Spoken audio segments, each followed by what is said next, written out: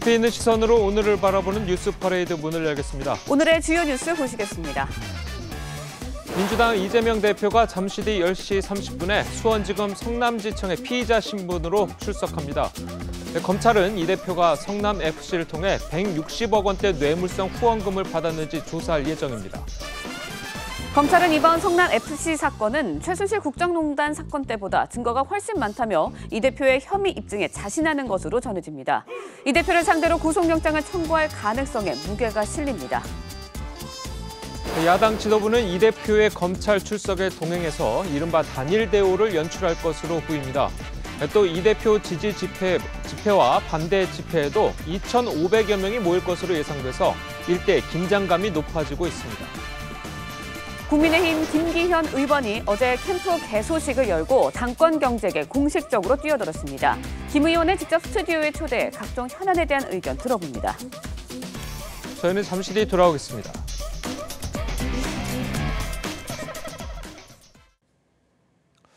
성남FC 후원금 의혹과 관련해 제3자 뇌물 혐의를 받고 있는 민주당 이재명 대표가 잠시 뒤인 오전 10시 30분에 검찰에 출석해 조사를 받게 됩니다. 현장에는 민주당 지도부를 비롯해 이 대표 지지자와 보수단체 회원까지 집결할 예정이어서 긴장감이 흐르고 있습니다. 성남지청 나가 있는 취재기자 연결해 보겠습니다. 자, 조성호 기자, 지금 현장 분위기 어떻습니까? 네, 이곳 성남지청에는 이른 시간임에도 많은 취재진들이 몰려 있습니다. 이재명 대표는 약 3시간 뒤인 오전 10시 반 이곳에 출석할 예정인데 포토라인에서 대국민 담화를 낼 것으로 알려집니다. 이재명 대표의 검찰 출석엔 민주당 지도부가 대거 동행해 이 대표를 엄호할 예정입니다.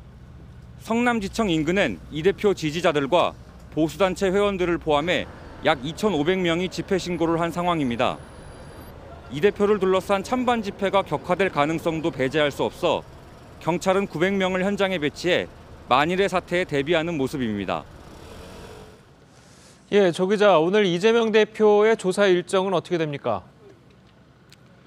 네, 이 대표가 현직 제1야당 대표인 만큼 수사팀 총책임자인 유민종 부장검사가 직접 조사할 예정입니다. 유 부장검사는 이 대표를 상대로 성남시장 재직 당시 네이버와 두산건설 등 대기업 민원을 들어준 대가로 제3자인 성남FC를 통해 160억 원대 뇌물성 후원금을 받았는지 여부를 집중적으로 캐물을 예정입니다. 검찰은 지난해 9월 두산건설 대표와 성남시 공무원을 기소하면서 이미 이 대표를 제3자 뇌물죄의 공범으로 적시한 바 있습니다. 수사팀은 이번 성남FC 사건은 최순실 국정농단 사건 때보다 증거가 훨씬 많다며 혐의 입증을 자신하는 분위기입니다. 이에 따라 이 대표가 자진 출석하더라도 혐의가 중대해 검찰이 구속영장을 청구할 거란 관측에 무게가 실립니다. 지금까지 성남지청에서 TV조선 조성호입니다. 예, 민주당 지도부는 이재명 대표의 검찰 출석에 동행할 예정이죠. 당 일각에서는 촛불투쟁을 언급하는 목소리도 나왔습니다. 현재 민주당 분위기는 어떤지 민주당사 나가 있는 취재기자 연결해 보겠습니다. 자, 구민성 기자 전해주시죠. 네, 이재명 대표의 검찰 출석을 3시간여 앞둔 민주당사 앞은 긴장감이 맴돌고 있습니다.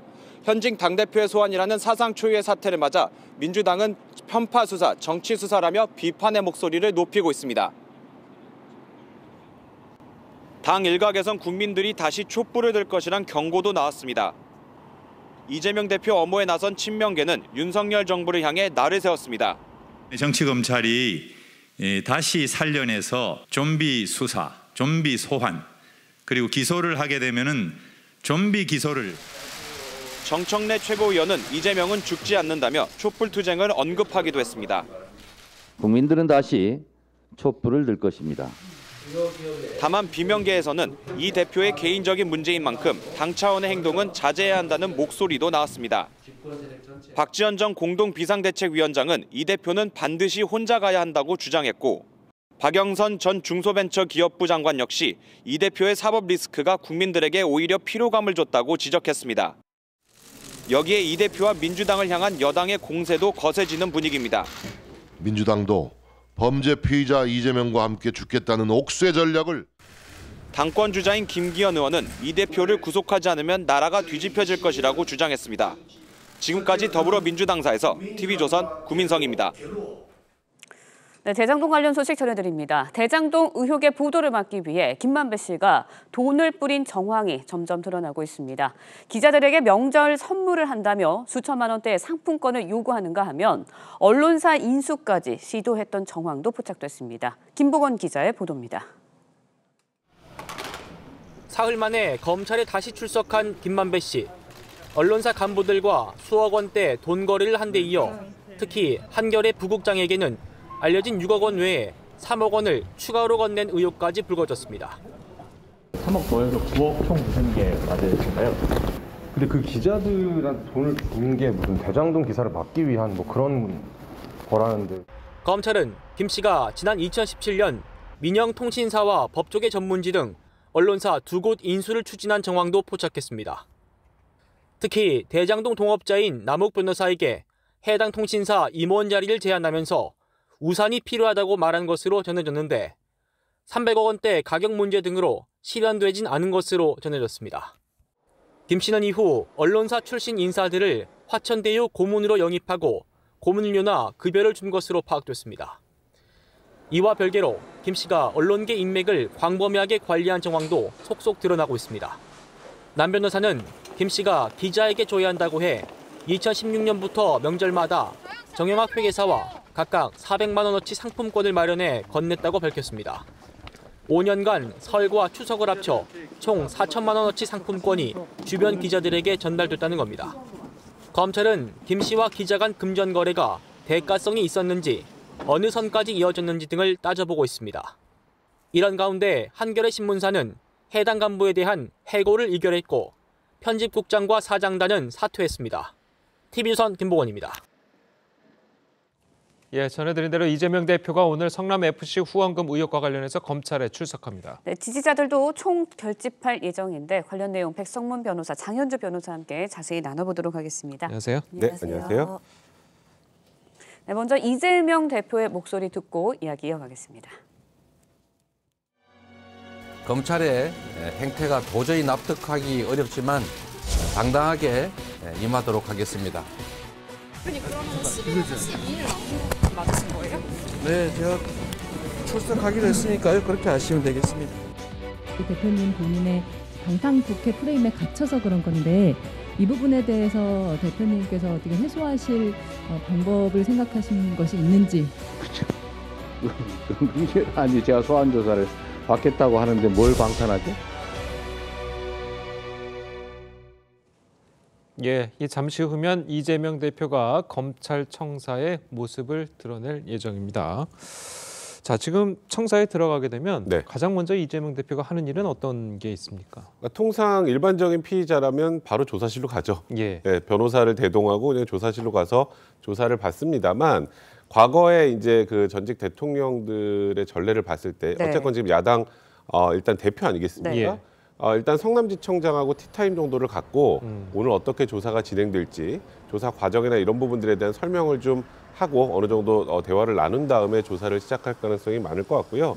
오늘 일단 이재명 대표가 조사에 당당하게 임하겠다 해서 출석은 한다고 했지만 들어가서 묵비권을 행사할지 아니면 진술을 할지 이 부분은 아직 명확하게 나오진 않은 상황입니다. 네, 이재명 대표 10시 30분에 이제 검찰에 출두할 것으로 예정이 돼 있는데 이재명 대표가 과연 몇 시에 귀가할 건지도 관심이 쏠리고 있습니다. 조사가 길어질까요? 어떻게 예상하시나요? 조사가 길어질 것이다라는 게 대부분의 법조계의 예측입니다. 왜냐하면 후원 기업수도 일단 6군데나 되고요. 그다음에 기간이라든지 후원금 액수도 굉장히 크기 때문에 검찰로서는 이재명 대표에게 확인할 것, 그리고 질문할 것이 굉장히 많을 것으로 보입니다.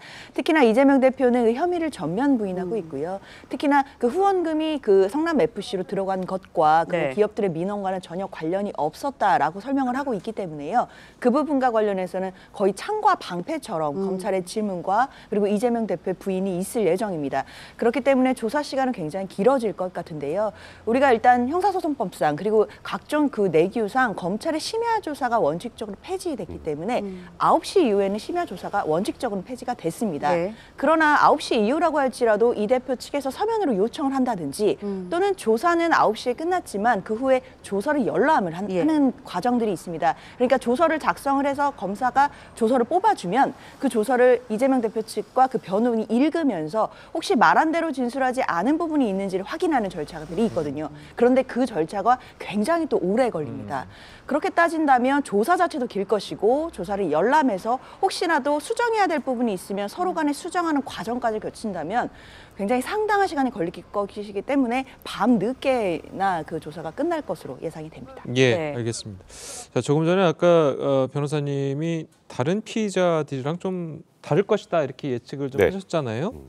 자, 그리고 거기에 더해서 오늘 이재명 대표의 조사에는 부장검사가 이제 직접 한다고 그래요. 그게 어떤 의미를 좀 갖습니까? 통상적으로 부장검사를 피의자가 만나기도 쉽지 않죠. 네. 그러니까 그 의미는 그러니까 이재명 대표 아까 말씀드렸던 것처럼 야당 대표를 조사하는 것이고 그리고 만약에 준비가 제대로 되지 않고 조사 과정에서도 제대로 조사가 이루어지지 않는다면 이건 검찰에게도 엄청나게 큰 타격입니다. 그러니까 이 수사의 가장 베테랑이고 그리고 소위 야당 대표와 조사를 할 때도 기싸움에서도 밀리지 않을 그러니까 수사의 책임자가 하는 게 당연한 거라고 생각이 들고요. 그래서 오늘 지금 말씀하셨던 것처럼 부장검사가 직접 조사에 투입이 될 것이고 다만 이제 제가 말씀드렸던 것처럼 오늘 뭐 조사하는 시간은 굉장히 길어질 게 너무 당연합니다. 야당 대표를 또 부르겠습니까? 성남지청에서 한 번에 끝내야 되겠죠. 그런데 다만 이제 제가 말씀드렸던 것처럼 만약에 이 대표가 묵비권을 행사한다면 조금 빨리 끝날 수 있고요. 하나하나 소명을 하고 진술을 한다면 아까 말씀하셨던 것처럼 원칙적으로 9시까지 해야 되지만 이쪽에 요구를 해서 오늘 최대한 한 번에 다 끝낼 수 있도록 할 가능성이 많기 때문에 그렇다면 오늘 시간은 굉장히 길어질 가능성이 많습니다. 네, 부장검사가 투입될 예정인데 그렇다면 이재명 대표를 상대로 아무래도 제3자 뇌물죄 거기에 대해서 집중적으로 수사를 할 것 같습니다. 조사를 하고 그 대가성 여부를 집중적으로 물을 것 같아요. 그렇습니다. 가장 핵심이 되는 것이 결국 부정한 청탁이 있었느냐 그리고 부정한 청탁과 성남FC 후원금 사이에 대가성이 있었느냐 이 부분입니다. 대가성을 만약에 검찰에서 입증하지 못한다고 한다면 제3자 뇌물죄 자체가 성립할 수 없기 때문일 텐데요. 그렇기 때문에 이재명 대표 측에서는 성남FC가 후원금을 기업들로부터 받은 것은 그럼 별도의 광고 계약에 의한 광고비였다라는 주장을 이어가고 있습니다. 그에 반해서 검찰에서는 기업 6군데가 성남FC에 후원금을 준 것은 기업들이 관련된 민원들, 뭐 용도 변경이라든가 이런 민원들이 있었고 그 민원들에 대한 대가로 후원금을 주었다라고 해서 검찰과 이재명 대표 측의 입장이 전혀 다른 상태이거든요. 그렇기 때문에 검찰로서는 과연 기업들이 후원금을 낸 것과 그 민원을 들어준 것 사이에 대가성이 있었느냐 그리고 이 대가성이 있었다라고 한다면 그 부분을 이재명 대표가 알고 있었는지 또는 알고도 묵인해줬는지 이 부분을 집중적으로 추궁할 것으로 예상됩니다. 자, 그래도 뭐 검찰은 상당히 자신감을 좀 보이는 것 같아요. 뭐 얘기 들어보면 뭐 최순실 사태 때보다 더 증거가 많다. 뭐 이런 이야기도 있고요. 일단 지난 9월에 두산건설 대표하고 성남시 전략추진팀장 기소하면서 이재명 대표도 공모관계 있다라는 걸 이미 적시하지 않았습니까? 작년 9월에 적시를 한 겁니다. 그리고 지금 벌써 한 4개월 정도가 지났고요. 그리고 조금 전에 이제 얘기를 하셨지만 엄밀하게 말하면 이거는 후원금은 아닙니다. 후원금이 될 수는 없어요. 영리법인이기 때문에 성남FC가 광고비일 텐데 일단 우리나라 프로축구 구단의 광고비로 50억, 39억, 33억 이 정도의 거액의 광고비가 된 적이 있었는지 사실 그건 일단 의문이 좀 듭니다. 첫 번째. 그러니까 광고비라고 하기엔 너무 지나치게 과다하다는 측면이 하나 있고 그리고 지금 일단 조사 과정에서 어떤 얘기가 나올지 모르겠습니다만 이재명 대표가 개입했다라는 부분들을 여러 차례 여러 진술들이나 그런 것들을 통해서 확인했다라는 것이 이제 검찰의 입장이기 때문에 지금 말씀하셨던 것처럼 국정농단 사태보다 더 확실한 증거를 가지고 있다라고 지금 검찰이 얘기하는 것이고요.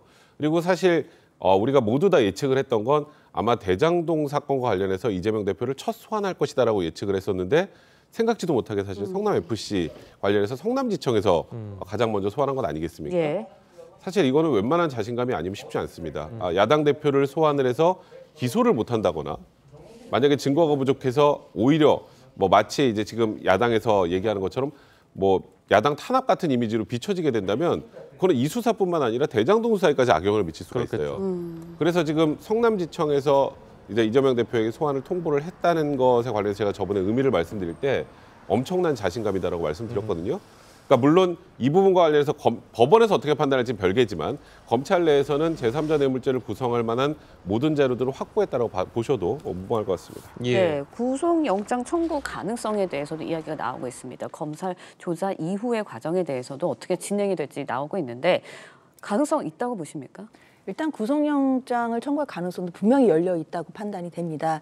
다만 검찰로서는 구속영장을 청구하는 것이야 뭐 검찰에서 할 수 있는 일이겠지만 그럼 구속영장을 청구할 만한 구속 사유가 있느냐는 또 별도의 문제입니다. 법원에서는 영장을 발부하기 위해서는 결국 범죄의 중대성도 소명이 돼야 되지만 구속 사유가 있어야 되거든요. 그 구속 사유라는 것 자체는 도주의 우려가 있거나 뭐 주거가 부정한다든지 또는 증거인멸 우려가 있어야 됩니다. 그러나 이 사건 같은 경우에는 이미 성남시장 시절 일이기 때문에 2014년부터 2018년도에 일이 끝난 일입니다. 그렇다고 한다면 과거의 일이기 때문에 증거인멸 우려가 과연 지금 있는지가 좀 의문인 것이고 그리고 관련자로 좀 지목되고 있는 정진상 실장 같은 경우에도 현재 구속돼 있기 때문에 사실 이재명 대표가 정진상 실장과 뭐 말을 맞춰서 증거를 인멸할 가능성도 크게 많아 보이지는 않습니다. 그리고 제1야당의 당수이기 때문에 사실상 도주 우려가 있다고 보긴 어려울 것 같고 그러면 구속의 필요성이나 구속 사유가 부족하다라고 판단을 한다면 검찰 입장에서는 무리하게 구속영장을 청구했다가 만약에라도 법원에서 기각된다면 그 후폭풍을 사실 굉장히 많이 부담스러워할 것으로 판단이 됩니다. 그렇다고 하더라도 검찰로서는 뇌물의 액수가 160억에 달하기 때문에 범죄 혐의가 중대하다는 것을 고려해서 구속영장을 청구할 가능성도 분명히 상존해 있는데요. 영장을 청구한다고 할지라도 지금 국회 본회의 일정과 맞물려서 과연 이 청구가 정치적으로 또 어떻게 받아들여질지 여러 가지 파급력이 굉장할 것으로 예상이 됩니다. 네. 사실 혐의가 입증이 됐다면 영장을 청구하지 않는 게 더 이상하죠. 말씀하셨던 것처럼 뭐 구속 사유의 증거인멸 우려, 도주 우려도 판단하지만 통상 혐의가 아주 중대하면 대부분이 같이 거의 인정이 같이 됩니다. 그래서 예를 들어서 제가 이거랑 비교하는 거 아니지만 뭐 중대 강력 사건 같은 경우에 여기는 증거인멸이나 도주 우려가 없으니까 풀어줍니까? 그렇지는 않잖아요. 그래서 혐의가 입증이 됐다라고 전제를 한다면 검찰 입장에서는 영장을 청구하는 게 너무 당연한데 이제 문제는 지금 수사가 굉장히 여러 군데서 또 진행이 되고 있죠. 그러니까 다른 수사의 진행 과정을 보고 청구를 할 것인지 아니면 지금 일단 이 사안이 중대하니까 그냥 일단 청구를 할 것인지 이거에 대한 고민이 있을 텐데 말씀하셨던 것처럼 이게 청구를 했다가 물론 국회 문턱을 넘어야 되겠습니다만 국회 문턱을 넘었다고 가정했을 때 영장이 기각된다라는 건 검찰 입장에서 상상하기도 싫은 그런 상황 아니겠습니까? 그래서 일단은 오늘 조사를 마치고 나서 제 개인적인 생각으로 원칙적으로 청구가 맞는데 이제 수사팀 내부에서 또 다른 수사팀과의 그런 여러 가지 과정을 좀 고려해서 결정을 하지 않을까 이렇게 판단해야 될 것 같습니다. 구속 여부와 상관없이 기소는 뭐 바로 결정이 나는 겁니까? 사실 오늘 이재명 대표를 이렇게 힘들게 불렀는데 기소도 안 한다면 그거는 뭐 검찰 입장에서 말이 안 되는 상황일 거고요. 물론 뭐 오늘 이재명 대표와 조사를 하는 과정에서 이재명 대표가 결백하다는 걸 검찰이 판단하고 인정을 한다면 불기소할 가능성도 없진 않겠습니다만 기소를 전제로 좀 진행이 되는 거라고 보셔야 될 것 같습니다. 알겠습니다. 네, 이번에는 김만배 씨 이야기도 좀 해보도록 하겠습니다. 김 씨가 언론사 두 곳을 인수하려고 한 정황과 함께 언론사 출신들을 화천대유 고문으로 영입한 것으로 파악이 됐습니다. 언론사를 좀 매수하려고 했던 거 아닌가라는 생각이 많이 들어요. 사실 김만배 씨가 뭐 언론인들 특히 이제 기자들에게 뭐 금품들을 주었다라든지 또는 언론사를 인수하려고 했다라는 것이 이제 보도로 알려지고 있는데요. 그 시기 자체가 2017년에서 19년 사이이기 때문에 당연히 외부에서 좀 의심의 눈초리가 좀 붉어지는 것 같습니다. 특히 이제 2017년부터 19년도라고 한다면 대장동에 어떻게 보면 수익들이 대부분 실현이 돼서 본인들이 수익들을 받게 되는 시기이기도 하고 그다음에 대장동 관련된 이슈들이 또 불거지게 된 것은 21년도 9월이기는 하지만 그래도 그 전이라도 언론사를 인수해서 본인에게 좀 유리한 기사들이라든지 여론의 흐름을 만들려고 대비했던 것은 아닌지라고 하는 의혹의 눈초리는 거두기는 어려운 상황입니다. 예.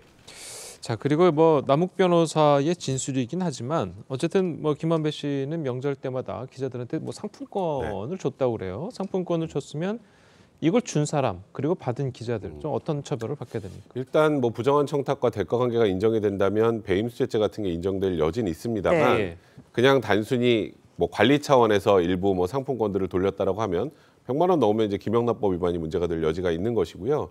그러니까 지금 김만배 씨가 지금까지 했던 것, 뭐 물론 본인은 많이 부인하고 있습니다만 일단 본인이 사업을 할 때 관련된 지자체, 그다음에 그 이후에 뭐 소위 말하는 50억 클럽 얘기가 나오는 법조계, 그다음에 지금 언론계까지 어느 정도 막아놓으면 본인에 관련된 문제들이 외부로 노출될 가능성이 없다고 판단한 게 아닌가. 근데 그렇다면 기자들과의 관계에서 어느 정도 대가 관계나 아니면 좀 불리한 기사를 내려달라거나 하는 그런 부정한 청탁이 있었을 가능성이 꽤 높습니다.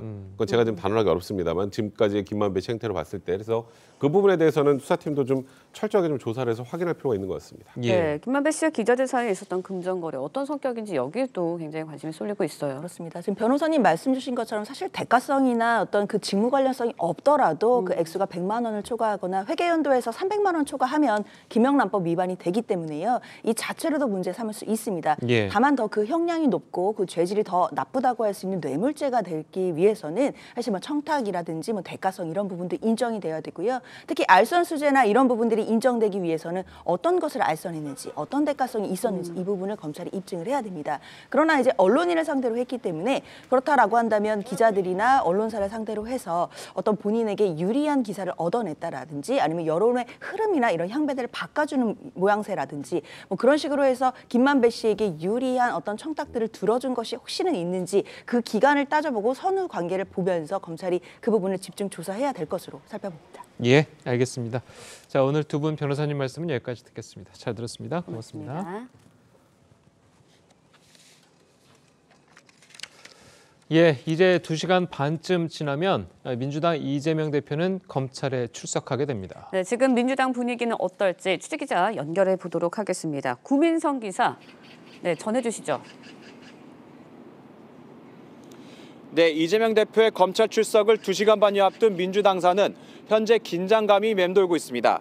현직 당대표의 소환이라는 사상 초유의 사태를 맞아 민주당은 편파 수사, 정치 수사라며 비판의 목소리를 높이고 있습니다. 당 일각에선 국민들이 다시 촛불을 들 것이란 경고도 나왔습니다. 이재명 대표 엄호에 나선 친명계는 윤석열 정부를 향해 날을 세웠습니다. 정치검찰이 다시 살려내서 좀비 수사, 좀비 소환, 그리고 기소를 하게 되면은 좀비 기소를. 정청래 최고위원은 이재명은 죽지 않는다며 촛불투쟁을 언급하기도 했습니다. 국민들은 다시 촛불을 들 것입니다. 다만 비명계에서는 이 대표의 개인적인 문제인 만큼 당 차원의 행동은 자제해야 한다는 목소리도 나왔습니다. 박지원 전 공동비상대책위원장은 이 대표는 반드시 혼자 가야 한다고 주장했고 박영선 전 중소벤처기업부 장관 역시 이 대표의 사법 리스크가 국민들에게 오히려 피로감을 줬다고 지적했습니다. 여기에 이 대표와 민주당을 향한 여당의 공세도 거세지는 분위기입니다. 민주당도 범죄 피의자 이재명과 함께 죽겠다는 옥쇄 전략을. 당권 주자인 김기현 의원은 이 대표를 구속하지 않으면 나라가 뒤집혀질 것이라고 주장했습니다. 지금까지 더불어민주당사에서 TV조선 구민성입니다. 자, 이재명 대표의 검찰 소환을 앞두고 민주당은 검찰 규탄의 목소리를 높이면서 적극적으로 이 대표 엄호에 나섰습니다. 이 대표 검찰 출석과 맞물린 정치권의 상황 두 분과 함께 자세하게 짚어보도록 하겠습니다. 김병민 국민의힘 비대위원 그리고 김상일 정치평론가 나오셨습니다. 안녕하세요. 안녕하세요. 자, 앞으로 이제 한 2시간 반, 2시간 한 40분쯤 뒤면 이재명 대표가 검찰 포토라인에 서게 됩니다. 어떤 메시지가 나올 것으로 예상하십니까? 그동안 얘기가 나왔던 것처럼 지금 본인이 받고 있는 혐의에 대해서 문제가 없이 과거의 경찰 무혐의 얘기들을 좀 강조하지 않을까 싶고 예. 지금 있는 이재명 대표 지난 대통령 선거에 이어서 정치 보복을 당하고 있는 거다라고 하는 메시지를 강하게 내고 윤석열 정부에 대한 비판 기조를 더 높이지 않을까 생각을 합니다. 중요한 것은 이 검찰에 출석해서 들어가기 전에 대국민에게 보여주게 되는 대중적 메시지와 달리 실제 출석하고 조사를 받는 기간에 같은 메시지를 유지할 수 있을까가 핵심일 텐데요. 국민들께 얘기하고 있는 정치적 발언과 달리 막상 출석하고 나서 조사를 받게 되는 과정 속에서는 이미 차고 넘친다는 증거 앞에서 과연 이재명 대표가 똑같은 기조를 유지할 수 있을지도 궁금하고요. 현재로서는 할 수 있는 유일한 방법이 정치 보복성으로 이 프레임을 형성하는 것 말고는 딱히 할 수 있는 사안이 아니기 때문에 적어도 오늘 국민들 앞에 서서 할 수 있는 유일한 메시지는 결국 윤석열 정부에 대한 비난의 그 기조를 높이는 것 밖에는 답이 없지 않는가 이렇게 생각합니다. 예. 자, 실제로 이재명 대표의 검찰 출석을 하루 앞둔 어제는 민주당에서 검찰을 비판하는 목소리가 쏟아졌습니다. 직접 들어보시겠습니다. 이미 경찰이 무혐의 처분한 죽은 사건을 다시 되살려 어떻게든 죽이겠다는 정권은 오래가지 못합니다. 이재명은 죽지 않습니다. 국민들은 다시 촛불을 들 것입니다. 정말 뻔뻔하지 않습니까? 더 이상 우려먹을 것도 없는데 불만 잔뜩 떼고 있습니다. 사골국도 적당히 우려야지 솥단지만 시커멓게 태워먹는다는 것을 검찰은 똑똑히 알아야 할 것입니다. 윤석열 세력도 마찬가지일 것입니다. 새로운 정권이 단죄할 것이 분명합니다. 이재명 대표와 야당에 대한 탄압은 고스란히 부메랑이 될 것임을 엄중히 경고합니다. 예, 자 들으신 것처럼 뭐 당 지도부에서는 이재명 불사론, 뭐 촛불 언급, 뭐 전직 기초단체장, 원외 지역위원장 협의회 전부 다 이제 기자회견을 열어서 이 대표를 엄호를 하고 있습니다. 자 그만큼 당으로서는 위기 상황이다. 이렇게 받아들여도 되겠습니까? 뭐 위기 상황이다라고 받아들일 수도 있겠지만 기본적으로 이게 작은 사안은 아니잖아요. 예. 당 대표가 검찰에 출석을 하는 건데 당연히 뭐 반응은 뭐 각양각색으로 나올 수 있고 약간 친명이나 강성 지지층에서는 강한 어떤 반응들이 나올 수밖에 없는 거고요. 예. 근데 또 그럴 수밖에 없는 이유가 또 하나 있는 거는 아직까지는 판단의 근거가 부족한 것도 있어요. 검찰의 수사는 굉장히 공정하지 못하고 편파적으로 이루어지고 있다고 느껴지는데 그럼 그 생각을 버리려면 좀 더 구체적인 증거 이런 것들이 좀 보여져야 되잖아요. 예. 근데 지금까지는 공정하지 않은 어떤 약간 탄압이나 보복의 느낌이 있는 것도 사실이란 말이에요. 수사가. 그런 속에서 오늘 좀 더 구체적인 증거나 뭐 정황들이 드러난다면 모르겠지만 그렇지 않은 상황이라면 판단이 좀 쉽지 않은 상황에서 당연히 민주당 지지자들은 이재명 대표 편에 쓸 수밖에 없는 상황이다. 저는 이렇게 좀 보여지고요. 예. 뭐 그런 측면에서 좀 당연하기도 한데 저는 이제 좀 호흡을 조금 길게 가져간다면 중도층이나 아니면 온건한 어떤 당내에 온건한 뭐 지지층이나 아니면 합리적 지지층이나 이런 쪽을 본다면 조금 차분하게 대응하는 것도 그리고 약간 탄압을 받는 느낌을 주는 그런 것도 나쁘지 않은 전략이다 이런 생각에서 너무 강하게 새만 보여주려고 하는 거는 자기들만 만족하는 선에서 끝날 수도 있는 좀 안 좋은 전략일 수도 있겠다 이런 생각은 듭니다. 예, 지적하신 대로 이제 오늘 당 지도부랑 뭐 친명계 의원들은 오늘 뭐 성남지청에 같이 출석을 해서 이재명 대표가 검찰 출석하는 것에 동행을 한다고 합니다. 자, 이런 행동들이 어떻게 보면은 뭐 검찰에 압박을 줄 수 있다. 자, 이런 지적들도 있거든요. 네, 이미 이재명 대표 개인의 사법 리스크임에도 불구하고 당 전체 지도부가 나섰던 예들이 적지가 않지 않습니까? 지난날에는 민주당 차원에서 수사하고 있는 검사들에 대한 실명, 사진들을 공개하면서 이거 수사하는 검사들에 대한 압력을 행사하는 것 아니냐 이런 비난이 일었던 적도 있습니다. 예. 더군다나 개별 의원 몇 명이 아니라 민주당이 지도부라 할 수 있는 최고위원들까지 함께 오늘 출석을 하는 그 모습들을 같이 보여주면서 이른바 이재명 대표의 사법 리스크를 막아세우려고 하는 힘자랑에 대한 모습들이 나올 수밖에 없다는 생각이 드는데요. 이재명 대표가 과거에 정치인으로 길을 걸어왔을 때 전직 대통령 등 살아있는 권력에 대해서도 성역 없는 수사가 필요하다라고 하는 강직한 메시지를 내왔던 적들이 있습니다. 그러니까 당대표 신분이라 하더라도 여기에 대한 당대표 신분과 별개로 개인 이재명이라고 하는 인물에 대한 사법 리스크 수사를 당 전체가 비호하도록 만들게 되는 것이 훗날 만약 유죄로 판명되게 됐을 경우는 이재명 대표 개인을 넘어서 민주당 전체가 국민들로부터 등을 돌리게 만드는 일이 될 수 있기 때문에 예. 오늘 민주당 내에서도 이 같은 지도부의 동행 행보에 대해서 깊은 우려를 표하는 사람들이 적지 않게 있을 거라고 생각합니다. 예, 방금 말씀하신 것처럼 당내에서 우려 목소리가 나오는 것도 사실이에요. 이 박지원 전 비대위원장은 이 대표가 이제 혼자 출석을 해야 된다. 오히려 여러 명이 가는 건 국민의힘이 원하는 것이다라고 이야기를 했고요. 자, 그리고 박영선 전 장관 같은 경우에는 당이 이 대표 방탄에 몰두하는 것에 국민들이 이제 피로감을 느끼고 있다. 자, 이렇게 지적을 하고 있습니다. 그러니까 충분히 그런 이야기가 나올 수 있는 시점이 좀 됐고 그게 좀 약간 강화되는 느낌이 있죠. 왜냐하면 그것은 지금 현 정권에 대해서 국민들이 그렇게 만족하지 않는 분들이 많거든요. 그러면은 야당이 좀 대안이 돼줘야 되는데 사실상 이재명 대표의 이 사법 논란, 사법적인 리스크 논란 때문에 그런 것들이 민주당의 어떤 희망이나 대안으로서 작용하지를 못하고 있거든요. 그러면은 총선을 앞두고서 당의 지지율이 정체되고 희망이 보이지 않는다고 한다면은 당연히 그 부분에 대한 문제의식을 갖기 시작을 하겠죠. 그래서 이런 부분에 대해서 우려를 표명하는 것인데 그럼에도 불구하고 77.7%로 압도적인 표차로 당선된 당대표예요. 그렇기 때문에 거기에 대고 무조건 이건 아니다라고도 말할 수 없는 상황. 그래서 제가 모두에 말씀드린 것처럼 지금은 좀 더 구체적인 증거나 정황들이 보여야지만 이런 이야기들 좀 더 자신 있게 하거나 자신 있는 판단을 내릴 수 있는 상황이 되는 겁니다. 그래서 민주당으로서는 지금 이 상황이 굉장히 곤혹스러운 상황이고 여기에서 당의 미래가 걱정되는 것도 뭐 사실이죠. 그래서 그런 목소리를 내는 것은 또 뭐 일각에서는 또 너무나 당연한 것이기 때문에 그걸 또 뭐라고 하는 것도 너무 당대표를 중심으로만 하려고 너무 일색으로만 가려고 하는 것이라서 뭐 이런 이야기도 건강한 정당에서 나올 수 있는 이야기라고 저는 봅니다. 예.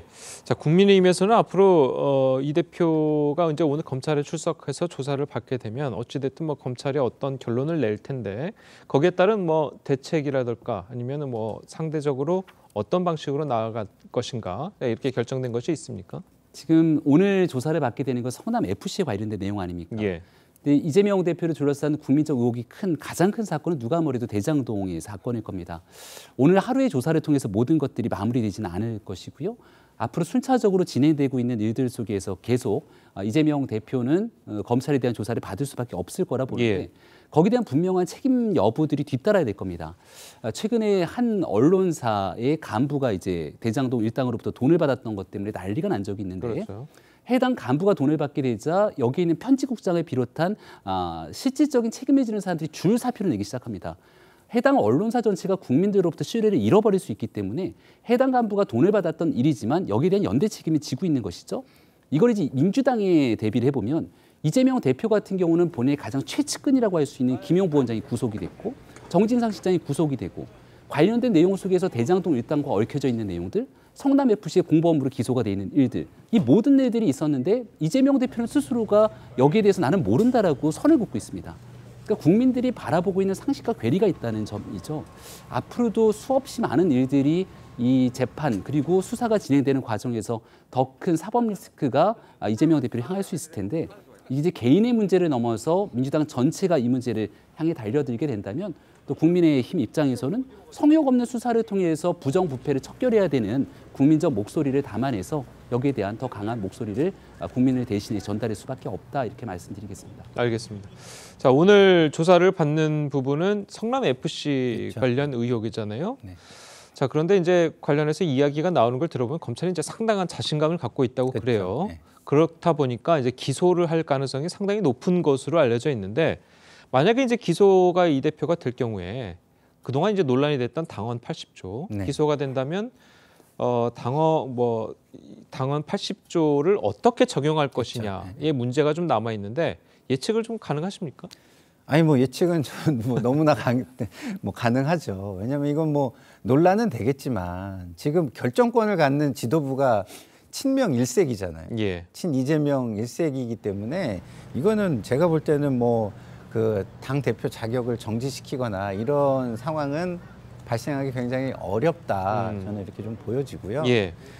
좀 전에 이제 그 우리 김병민 비대위원께서 말씀해주신 부분 있잖아요. 민주당이 본받아야 돼요, 맞아요. 한결에 굉장히 좋은 모습을, 좋은 사례를 국민들에게 보여주고 있어요. 근데 그럼 이거 민주당만 본받을 것이냐? 저는 이거는 좀 말씀을 드리고 싶어요. 지금 정권에서 이태원 참사를 앞두고 한결에 이런 모습, 책임 있는 사람들이 책임을 져주는 모습. 그래야 아랫사람들도 책임을 져야 되는구나. 책임을 떠밀 게 아니라 책임을 져야 되는구나. 그게 우리의 국민과 국가를 위해서 발전을 위해서 좋은 모습이구나 이런 거를 민주당뿐만 아니라 지금 현 집권당도 그리고 집권 세력도 좀 가졌으면 좋겠다 이런 생각이 듭니다.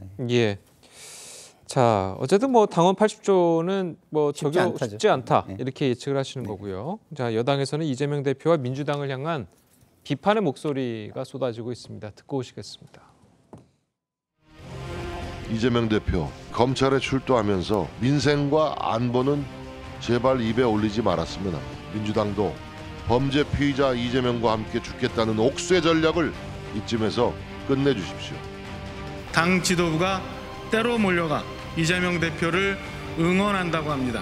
누가 보면 국이 선양한 줄 알겠습니다. 국민의 뜻으로 배지를 달고 있는 여러분들이 아닙니까? 정작 이 대표는 본인만을 위한 세계의 토끼굴을 팠습니다. 일그러진 당 대표입니다. 혼자 망할 수 없으니 함께 망하자는 못된 심사입니다. 자, 국민의힘은 이제 민주당을 향해서 이 대표의 공범이다, 자멸하고 있다. 자, 이렇게 맹공을 펼치고 있습니다. 자, 어떻게 보셨습니까? 국민적 여론, 각종 여론조사를 통해서 보게 되면 이재명 대표를 향하고 있는 현재 상황이 정치 보복인지 아니면 정당한 수사인지에 대해서는 이미 여러 여론조사 결과들이 나와 있습니다. 예. 그런 내용들을 보게 되면 민주당 스스로도 자각하는 부분들이 저는 있을 거라 보고요. 근데 이 내용을 좀 막아서기 위한 전조처럼 지난번 노웅래 의원에 대한 체포동의안을 국회에서 부결시키지 않았습니까? 과거에 있었던 여러 의원들은 21대 국회에 들어서 전부 체포동의안이 다 가결이 됐는데 노웅래 의원 건에 대해서만 민주당이 단일 대우를 형성하면서 부결을 시키고 또 1월 임시국회를 없던 임시국회까지 만들어내니까 이재명 대표 지키기에 좀 도를 너무 넘어선 것 아니냐라고 하는 비판과 지적이 일 수밖에 없겠죠. 그러니까 지금으로서는 민주당이 갖고 있는 고민이 뚝이 무너지면 전체가 다 어려워진다 뭐 이런 생각을 갖고 있는 것 같은데 국민적 인식으로 바라볼 때는 이거는 정권이 바뀌고 나서 진행됐던 것도 아니고 민주당 대선 경선 때부터 일어났던 사법적인 부정부패 문제들이 있다면 자신이 있다면 나가서 얼마든지 소환 조사에 응하고 또 문제가 있으면 법원에서 구속영장 청구했을 때 이게 발부되지 않을 텐데 과할 정도로 사법 리스크를 막아서는 민주당의 모습들에 대해서 오히려 상식을 좀 넘어선다라고 하는 평가에 대한 부분들 민주당도 고심이 깊을 거라는 생각을 갖고 있습니다. 예, 자 그래서인지 몰라도 사실 예전을 이제 좀 생각을 해보면 1월 같은 경우에는 국회 없이 보통 이제 쉬고 의원들 같은 경우에 이제 해외에 나가서 많이 나가죠. 예, 해외에 나가서 뭐 견학도 하고 이런 프로그램들을 많이 해서 1월에는 국회가 대부분 없었는데 임시국회가 이제 소집이 됐단 말이에요. 그래서 이제 방탄국회라는 이야기가 나오는데 그 부분에 대해서는 어떻게 보십니까? 그러니까 민주당이 1월 달에 정말 열심히 일을 해야죠. 해외에 만약에 의원들이 외유를 나가겠다 그러면 제가 볼 때는 다 못 나가게 막아야죠. 그래야겠죠. 네. 그래야지만 이 방탄국회라는 비난을 조금이나마 면할 수 있지 않을까 이런 생각이 들고요. 이 방탄국회라는 건 일종의 프레임이거든요. 이 프레임이 만들어진 거는 사실은 이재명 당대표가 이 사법 리스크에 대해서 어떻게 대응하겠다는 예측 가능성을 충분히 국민들에게 줬다면 이 프레임이 형성되지 않거든요. 근데 그러지 않고 대부분 이것을 회피했기 때문에 이런 프레임들이 지금 형성이 된 부분도 저는 있다고 생각합니다. 근데 지금 이렇게 검찰의 수사를 맞닥뜨린 상황에서 또 너무 힘이 있는 모습을 보여주는 게 과연 좋은 전략이냐. 저는 그렇지 않다고 보거든요. 일정 정도 탄압을 극복하는 모습이 오히려 정치에서는 훨씬 국민의 열광을 그리고 지지를 받을 수 있는 모습이기 때문에 한 번 정도 생각을 해볼 수 있고 그리고 그 프레임에서 빠져나올 수 있는 전략이 될 수도 있다. 이런 생각이 드는데 근데 뭐 어쨌든 지금 상황은 6월까지는 어쨌든 국회의 동의 없이는 체포를 하거나 아니면 구속을 하기는 좀 어려운 상황이 돼 있습니다. 예, 알겠습니다. 자, 어쨌든 뭐 국회에 이제 체포 동의안이 이제 청구가 될지 안 될지 구속영장이 될지 안 될지도 지금 모르는 상황이기 때문에 이재명 대표 같은 경우에는 이제 내일 모레죠. 신년 기자회견을 한다고는 하는데 이제 앞으로 이재명 대표의 행보 좀 어떻게 좀 예측을 하십니까? 지난번에는 이제 취임 100일 기자회견을 하지 않아서 논란이 된 적이 있지 않았습니까? 아마도 이제 수사에 대해서 어느 정도 본인이 가지고 가려고 하는 전략들이 쓴 것 같습니다. 관련된 혐의들에 대해서는 적극 부인하고 또 지금 방탄이 어느 정도 완성됐기 때문에 인신을 구속하거나 할 수 있는 현재 강제 수사의 방법들은 차단이 돼 있는 상태이지 않습니까? 윤석열 정부에 대한 강한 비판의 메시지 기조를 이어가지 않을까 생각을 하는데요. 예. 중요한 것은 아무리 윤석열 정부 또 김건희 여사 뭔가에 대해서 비판하고 문제를 제기한다 하더라도 관련돼서 이재명 대표가 받고 있는 혐의가 사라지거나 변경되지 않는다는 것이죠. 국민들이 제일 궁금해하는 건 유동규 전 본부장 등 핵심적으로 가까이 있었던 사람들이 수많은 얘기를 쏟아내고 있고 사법 리스크의 한복판에 서 있는 이재명 대표가 본인의 혐의에 대해서 과연 어느 정도 상황까지 이야기를 꺼낼 수 있는지 거기에 대한 진솔한 답변이 아닐까 싶고 여기에 대한 내용들을 아마 기자회견에서 기자들이 많이 물어보지 않을까 싶습니다. 예, 알겠습니다. 자, 오늘 두 분 말씀은 여기까지 듣겠습니다. 잘 들었습니다. 고맙습니다.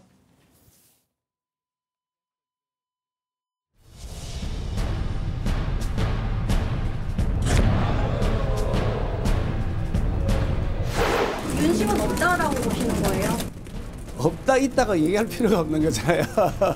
저는 민심과 당심을 받들어서 대표가 되겠다고 말씀드린 것입니다. 원금 부분에 대해서도 일정 부분 탕감할 수 있는 부분은 없나. 본인의 개인 의견일 뿐 윤석열 정부의 기조와는 상당한 차이가 있다.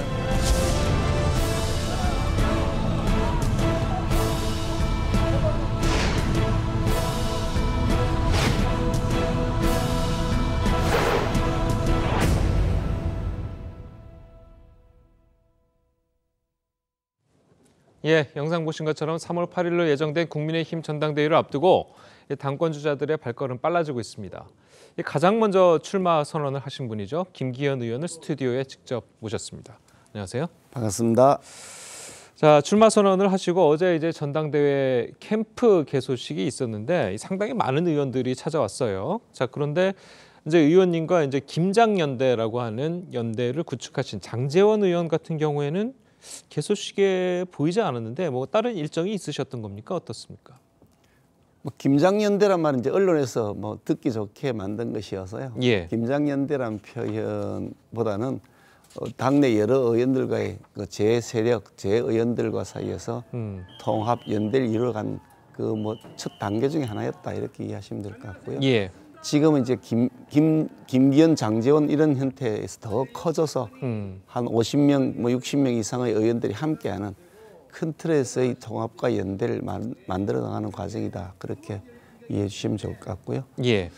저는 뭐 개인적으로 장제원 의원이 어떻게 왜 안 왔는지는 잘 모릅니다. 뭐 개인적으로 연락을 한 것도 없고 그냥 문자로 개소식 합니다고 안내드린 것 외에는 와달라고 별도로 연락한 건 없고요. 예. 다만 이제 당의 원로 같은 분들은 또 예의 차원에서 몇 분에게는 문자만 보내는 것도 결례일 수 있어서 그런 분들에게만 전화드렸는데 왜 안 왔는지 뭐 그거는 저는 중요하지도 않고 예. 누가 왔는지 다 파악이 안 될 만큼 그러니까요. 워낙 많은 분들이 오셔서 심지어 어떤 분들은 입구에서 못 들어오고 그냥 돌아갔다는 분들도 워낙 많으시기 때문에 누가 오시는 자체가 파악이 안 됩니다. 아마 또 김기현에 대한 당내 지지 세력이 그만큼 크다 이런 의미라고 저는 말씀드리고 싶습니다. 예, 앞으로 뭐 2달 정도 이제 남았는데 앞으로도 그럼 장제원 의원과의 이제 협력 관계는 계속 유지를 해 나가시는 거겠죠? 장제원 의원과 연대라기보다도 우리 당내 여러 의원들 또 뭐 당 원외 당협위원장들도 있거든요. 예. 그런 연대를 더 폭넓게 형성해 갈 것이고요. 지금 벌써 이제 뭐 저를 지지하는 의원들이 아마 현역 의원들을 기준으로 해서 최소한 5, 60명 이상 될 거다.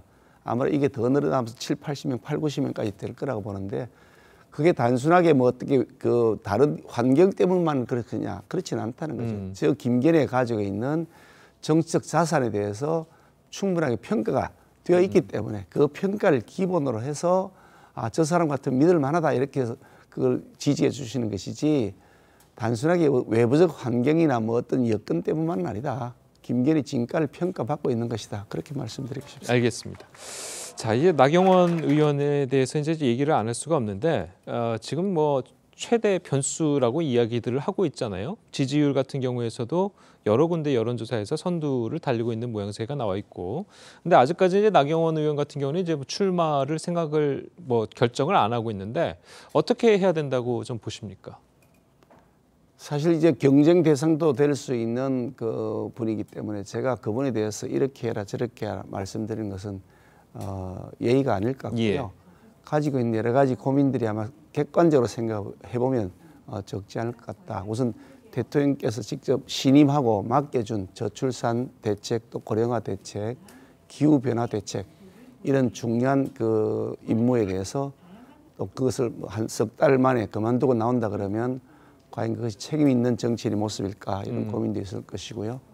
또 한편으로는 그 정치에 대한 또 여러 가지 자신의 계획도 있을 것이고 한데 거꾸로 입장을 좀 바꿔놓고 대통령 입장에서 본다 그러면 대통령 입장에서는 그 일을 하라고 맡겼는데 석 달 만에 그 일을 그만두고 다시 다른 길로 간다고 했을 때 굉장히 좀 부담스럽지 않겠냐 대통령께서는 뭐 그런 생각도 들기도 하는데 어떻든 본인으로서는 중요한 선택을 뭐 알아서 잘 할 것이다.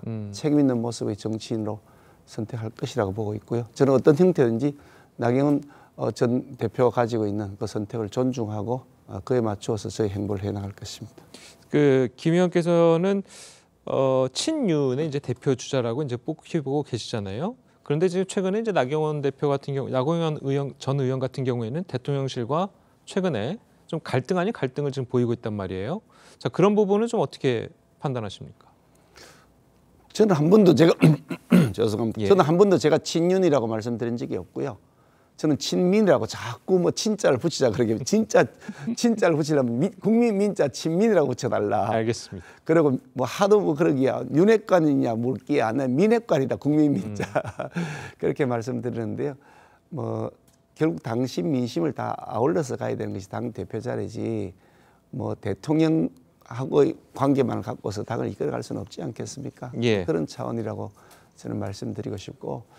지금 요즘 이제 그 뭐 저출산 고령사회위원회에서 충분한 논의를 좀 덜 거친 상태에서 설익은 정책을 발표한 것이 아니냐 그런 논란들이 좀 있긴 한데 내부 사정을 잘은 모르긴 합니다만 어떻든 그 정부의 책임을 맡고 있는 어떤 그 행정 담당자의 발언은 사전 검토가 충분히 되고 사전 조율이 된 이후에 나와야 혼선이 안 생긴다. 막 그런 점은 말씀드리고 싶습니다. 그러면은 나경원 전 의원이 만약에 당 대표가 된다면 대통령실과의 관계가 좋지 않을 거다. 좀 이렇게 예측을 하십니까?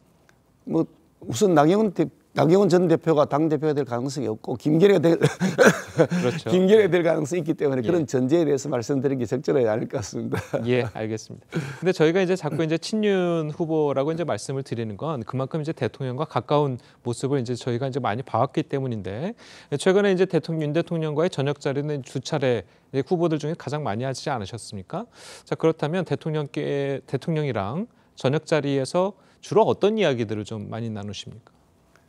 대통령과 죄송합니다. 제가 예, 요즘 선거운동 한참 하다 보니까 대통령과 여당의 지도 혹은 여당의 이 뭐 어떤 영향력이 큰 지도적 위치에 있는 사람이 수시로 대화를 하고 논의를 하는 것이 너무나 당연한 건 그렇죠. 아니겠습니까? 안 하면 이상한 거지요. 예. 그러니까 그것 자체를 두고서 뭐 왈가왈부 하는 게 오히려 넌센스라는 생각을 하고요. 대통령과의 만남이라고 하는 것이 훨씬 더 많아져야 된다. 오히려 만나서 나누는 얘기들 막 바깥에서 이러쿵 저러쿵 하는 것은 오히려 바람직하지 않기 때문에 말씀 제가 드리지는 않습니다만은 더 자주 만나서 소통하는 것 그것이 더 중요하다는 생각을 오히려 하고 있습니다. 당대표 선거에 대해서도 좀 서로 말씀을 나누셨습니까? 뭐 그런 얘기를 여기서 말씀드리기 어렵지 않겠습니까? 알겠습니다. 자, 어쨌든 저희가 이제 그래서 이제 친윤 후보라고 이제 말씀을 드리는 건데 같은 친윤 후보로 분류됐던 권성동 의원이 최근에 이제 불출마 선언을 하지 않았습니까? 자, 그렇다면 같은 친윤 후보면은 불출마 선언을 하면서 이 김 의원님을 좀 이렇게 지지하거나 지원해줄 만도 한데 지금 그런 모습을 보이지 않고 있단 말이에요. 자, 그렇다면 그런 부분을 좀 포용할 그런 보관이라든지 아니면 앞으로 어떻게 하겠다. 자, 이런 생각들이 있으십니까? 단순하게 권성동 의원만을 뭐 지칭해서 말씀드릴 필요가 없을 만큼 저는 모든 의원들하고 다 연대하고 소통, 공감해야 된다 이렇게 생각하고 있는 사람이기 때문에요. 예. 뭐 거기에 대해서 전혀 이의가 없는 것이고요. 권성동 의원이 가지고 있는 여러 가지 많은 장점들이 있는데 본인의 그런 정치적 자산보다도 자신이 또 좀 더 통 큰 결단을 한 것이다. 좀 어찌 보면 희생적 결단을 한 것이다. 그래서 저는 그 점에 대해서 충분히 존중해야 된다고 생각하고 있고요. 아마 또 서로 간에 또 공감대를 더 넓힐 수 있는 기회가 곧 올 것이다 기대하고 있습니다. 서로 이제 뭐 전화 통화라든지 만남이라든지 가지고 계신 게 있으십니까? 전화 통화도 하고 그렇게 하고 있습니다. 네. 알겠습니다. 자, 그리고 안철수 이제 후보죠. 어제 이제 출마 선언을 했기 때문에 안철수 후보 얘기를 좀 해보자면 안철수 후보도 지금 지지율이 상당히 좀 많이 나오고 있는 상황입니다. 김 의원께서는 안철수 의원의 지지율을 앞설 그런 보관이라든지 그런 계획이라든지 정책 같은 게 있으십니까? 사실 그 인지도가 기반이 되어 있으니까 안철수 후보의 경우에는 대선을 아마 3번 나온 것 같은데요. 제 기억으로는요. 그러니까 인지도가 기반이 되어 있으니까 처음에는 지지율이 좀 높은 것처럼 나오죠. 인지도가 높은 만큼. 그렇지만 지금 계속해서 오히려 감소 추세다.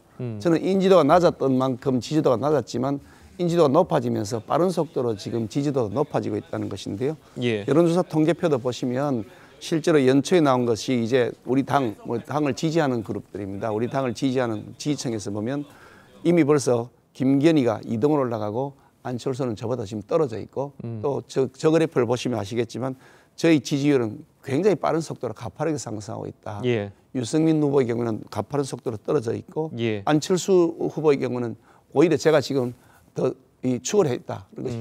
현재도 보이거든요. 그런데 예. 저희 지지세는 더 확산되고 있기 때문에 앞으로 뭐 멀지 않아서 1등으로 바로 올라설 것이다. 그렇게 저는 말씀드릴 수 있습니다. 알겠습니다. 자, 이제 끝으로 당대표가 이제 되신다면 당대표는 이제 목표로 하시고 계시지 않겠습니까? 당대표가 되신다면 앞으로 이재명 대표와의 관계랄까요? 아니면 뭐 민주당과의 관계랄까요? 어떤 형식으로 좀 이 관계를 끌고 나가실 계획이십니까? 저는 제가 원내대표 1년을 하면서요, 우리 당에서 그 야당과 뭐 싸울 것은 싸우고 관철시킬 것은 관철시키고 또 협상할 것은 협상하고 당내 화합도 이루어가고 이런 삼일체의 모드로 당을 이끌어왔다고 저는 자부하고 싶습니다.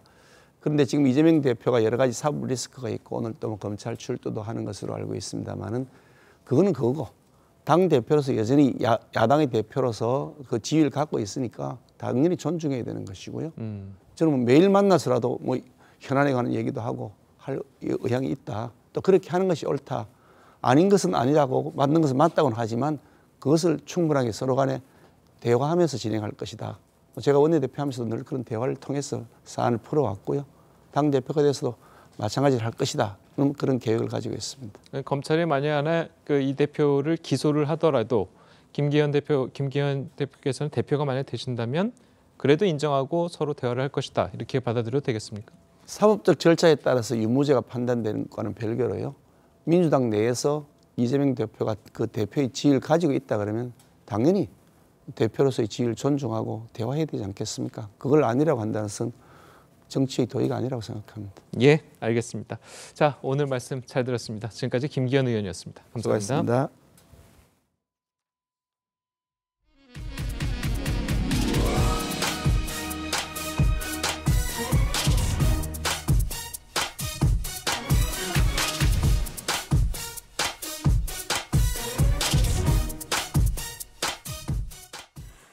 이제 2시간쯤 뒤면 민주당 이재명 대표가 검찰에 출석을 하게 됩니다. 현장 분위기는 어떤지 성남지청에 나가 있는 취재기자 다시 한번 연결해 보겠습니다.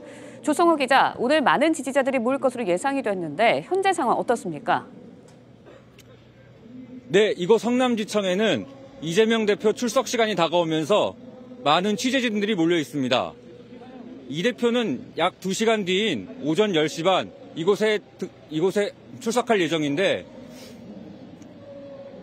포토라인에서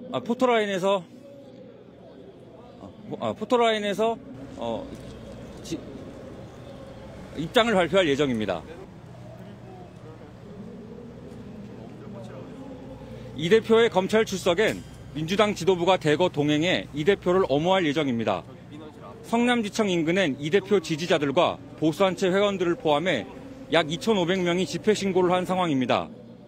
이 대표를 둘러싼 찬반 집회가 격화될 가능성도 배제할 수 없어 경찰은 900명을 현장에 배치해 만일의 사태에 대비하는 모습입니다. 네, 부장검사가 직접 조사에 나설 것으로도 전해졌는데 오늘 이재명 대표의 조사 일정 전해주시죠. 네, 이 대표가 현직 제1야당의 대표인 만큼 수사팀 책임자인 유민종 부장검사가 직접 조사할 예정입니다. 유 부장검사는 이 대표를 상대로 성남시장 재직 당시 네이버와 두산건설 등 대기업 민원을 들어준 대가로 제3자인 성남FC를 통해 160억 원대 뇌물성 후원금을 받았는지 여부를 집중적으로 캐물을 예정입니다. 검찰은 지난해 9월 두산건설 대표와 성남시 공무원을 기소하면서 이미 이 대표를 제3자 뇌물죄의 공범으로 적시한 바 있습니다.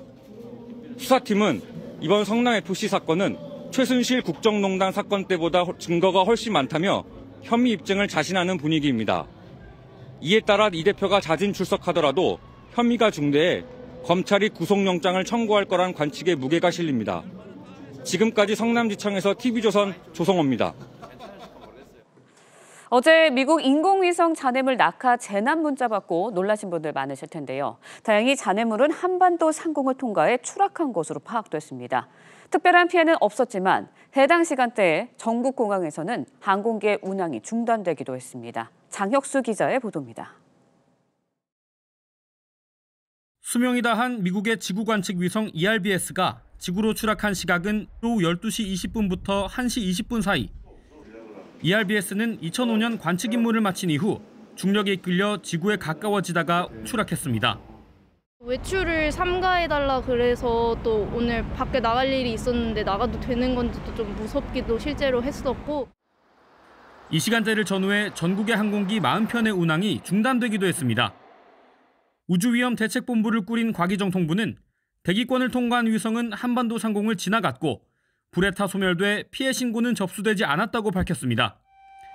하지만 지난해 11월 4일 중국 로켓 창정 5비호의 잔해물이 남아메리카 서쪽 해상에 추락하는 등 소위 우주 쓰레기의 추락은 증가하는 추세입니다. 물체가 이제 다 연소되지 않고 떨어졌을 때 사실은 피해가 발생을 하잖아요. 지속적으로 대응을 하는 수밖에 없고요. 세계 각국은 이 같은 위험을 줄이기 위해 로봇팔로 위성을 포획하거나 우주 쓰레기를 궤도 바깥으로 던져서 버리는 등의 해결 방법을 찾기 위해 노력하고 있습니다. TV조선 장혁수입니다.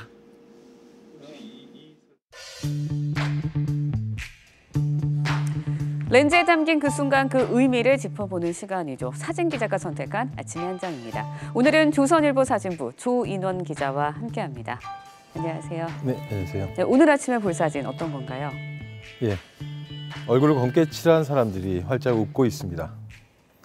지난주 콜롬비아 파스토에서 열린 흑백의 카니발 모습입니다. 유네스코의 인류 문화유산이기도 한 이 축제에 대해 사진을 보면서 설명드리겠습니다.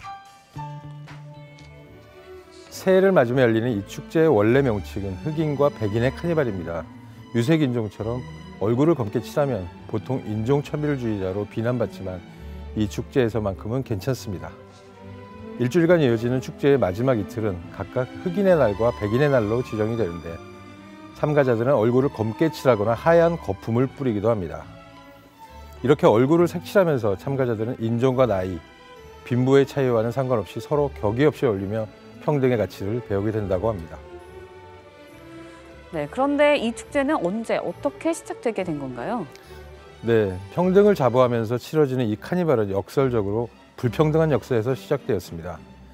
스페인 식민지였던 16세기 콜롬비아에서 흑인 노예들의 반란이 일어나면서 시위가 크게 번질 것을 우려한 스페인 왕실이 1년 중 하루를 휴일로 지정한 것입니다. 그리고 그날이 바로 매년 1월 5일 유색인종을 위한 날로 지정이 되면서 이것이 축제로 발전되었습니다. 네, 비록 불행한 역사에서 시작이 됐지만 이제는 후손들에게 축제가 되고 문화유산으로 남을 수 있게 된 것 같아 다행이라는 생각입니다. 지금까지 아침의 한 장이었습니다. 오늘 아침 출근길 어제보다는 기온이 조금 낮지만 평년 수준을 웃돌고 있습니다. 낮에는 서울 기온이 7도까지 쑥 오르면서 공기가 한층 부드러워지겠고요. 앞으로 기온은 점차 더 올라서 목요일에는 서울 한낮 기온 12도로 마치 봄처럼 포근하겠습니다. 추위가 주춤하면서 미세먼지가 말썽이죠. 북서풍 계열의 바람이 불면서 먼지 상황이 조금 나아지긴 했습니다만 충북과 부산, 대구와 울산, 경북 지역은 오늘도 종일 공기가 탁하겠고요. 경남 지역은 오전에, 서울과 경기, 영서와 충남, 전북 지역은 밤에 미세먼지 농도가 일시적으로 짙어지겠습니다. 먼지만 아니면 하늘 자체는 맑겠지만 아침까지 내륙을 중심으로는 안개가 짙게 끼는 곳이 많겠습니다. 낮 최고 기온은 서울 7도, 대전 9도, 부산 12도로 어제만큼 온화하겠습니다. 목요일 오후 늦게 제주를 시작으로 밤에는 호남과 경남 남해안에, 금요일에는 전국에 비가 내릴 전망입니다. 날씨였습니다. 예, 앞서 김병민 국민의힘 비대위원이 이재명 대표 수사에 대한 여론조사를 언급했는데 이와 관련한 자료를 보여드리겠습니다. 시청자 여러분께서 참고하시면 되겠습니다. 화요일 아침 뉴스 퍼레이드는 여기서 마치겠습니다. 네, 저희는 내일 아침 7시 30분에 다시 찾아뵙겠습니다. 시청해주신 여러분 고맙습니다.